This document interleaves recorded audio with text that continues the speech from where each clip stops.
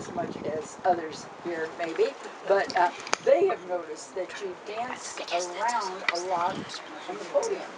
Yeah. Have you ever had one tip over?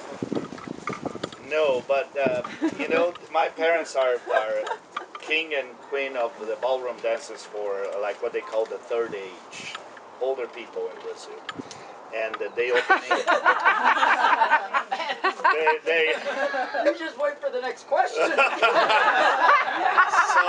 I guess I have dancing inside of me. I also dance since I was on the second grade. I had a group of choreography that I used to choreograph. I would watch television, and I would look at the dance. I really had a wonderful memory when I was a kid. It was amazing, and I wish I still have that because I will watch something even in school. I will listen to the teacher. I'll never have to study anything for an exam until I got to university. Never, never, because it will come back in my memory. So I watch a television program, I look at choreography, you know, and that's it. It's right there. I go to the school and I teach everybody how to do just from seeing once. So dancing is part of me. I realize that I might sometimes dance too much for a conductor because we learn not to do so. But I said, what the heck? I now can't control. It's inside, and it sometimes is, you know, I believe that music comes from inside, and I feel, and sometimes I move. But it depends. If you watch me conducting a very romantic or sad symphony or something, like if I would do a Shostakovich or a Tchaikovsky, a very like a number 6, I won't dance at all. It depends on what kind of music I will conduct. But you know, I try to take control of that, but yeah, I forgot about it. Just, you know. Okay, you've conducted in so many different countries. About how many? Well, I've been over 60 countries now, and I probably conduct good orchestras, like at least 15, and I'm doing more now. I'm just going to conduct in Poland. I'm going to go back to Bulgaria all this coming month. I'm going to be back to Bulgaria, but I conduct already 5 times in Bulgaria, and I will be conducting for the first time. So only this month I will be first time in Poland and first time in England. In fact, I'm going to be recording with the Royal Philharmonic Orchestra in London, so I'm very excited about that. Wow.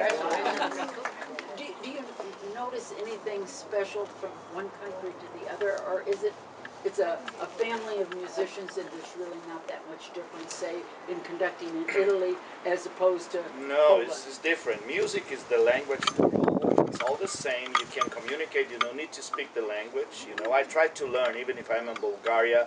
You know, I can say at least something, you know, tacta predi d'allegro, which means, you know, the measure before the allegro, so they like, wow, you know, try to learn a little bit so you don't go there and like, hey, I'm speaking English and that's it.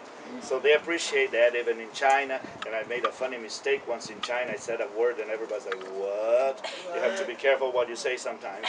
And they laughed so hard because I said something that only women say and only in certain situations. And they all look at me and laugh so hard. So, but I try to learn something, but the language is the same. Music making is amazing because it connects us all. But the discipline in each country and the way they see music is so different. I mean, you go to Italy, it's like,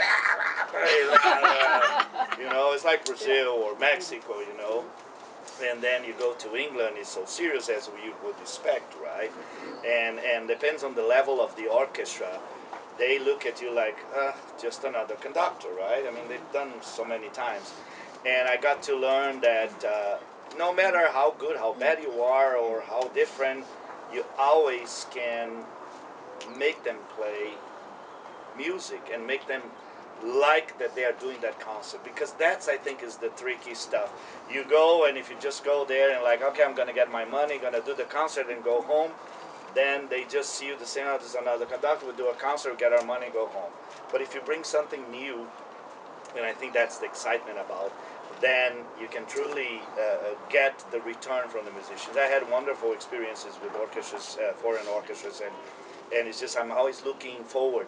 And I had a situation even in Germany, that first time I conducted in Germany, you know, for some reason I was so nervous to go to the rehearsals. Like, I'm conducting in Leipzig, the city where Bach and Mendelssohn were born, and I'm conducting Mendelssohn in that city where Mendelssohn was born. I mean, like Germany, Mendelssohn tradition. I mean, the city is amazing.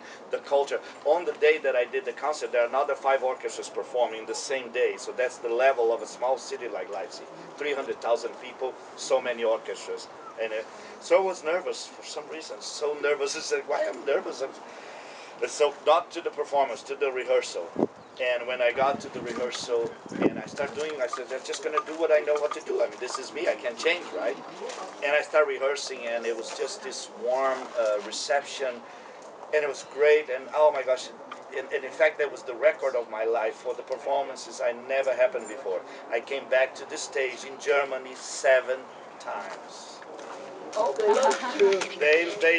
I didn't think they do, because in Germany they clap like this. You finish your concert, and then they kind of, down a little bit. So you go out and say, oh, they didn't like. And then when you're out already on the stage, they start again, and then they read, rah, rah, rah. Then you come back, then they do this, and then you go out, and they're like, okay, they died already. And then, wow! And I said, I'm in Germany, and I just did Mendelssohn violin concerto, and I mean, it was a really great